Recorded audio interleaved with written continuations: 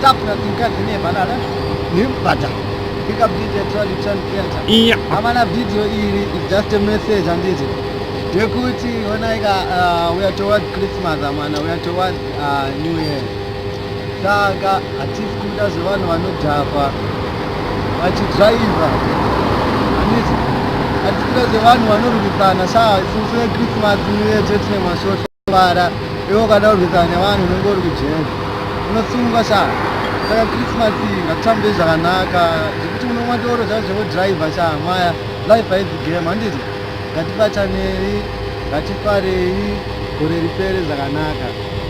It's a strong message kuvafana vechidiki vanhu vakuru kumadhara don't drink and drive. Yeah. Stay safe, arrive alive. Message brought to you by Bottle Family Records.